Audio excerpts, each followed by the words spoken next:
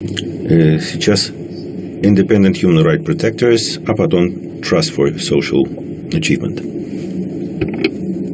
Мазума Кадырова, таджикский адвокат, независимая правозащитница. Сегодня я бы хотела обратить ваше внимание на проблемы, с которыми сталкиваются этнические меньшинства в Таджикистане. Несмотря на то, что Таджикистан многонациональное государство, где живут люди различных этнических групп, как памирцы, узбеки, киргизы, русские, рома и другие народности, к сожалению, жизнь этнических меньшинств в стране далеко от идеала равенства и справедливости. Первой проблемой, с которой сталкиваются этнические меньшинства, является дискриминация и неравенство. Например, при назначении должностей в государственных структурах применяется дискриминация и этнический, и гендерному признаку. В Горно-Бадахштанском автономной области сужается пространство применения памирских языков. Почти все негосударственные школы национализировались, например, школа Агахан.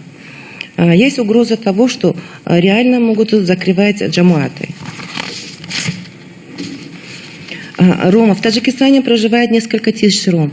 Они разбросаны по нескольким районам.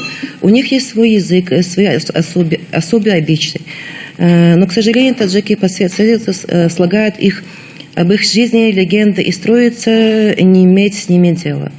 Ромы в основном живут за счет попрошайничества своих дочерей и жен.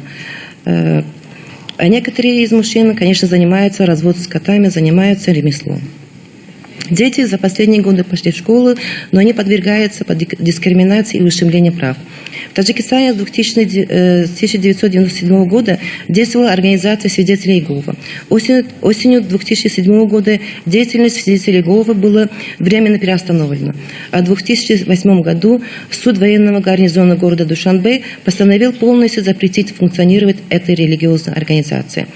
В 2019 году адепта свидетелей Иеговы 68-летнего Шамиля Хакимова обвинили в разжигании межнационального расового местничества и религиозной вражды по статье 189 Уголовного кодекса и лишили свободы к 7 годам и 6 месяцев.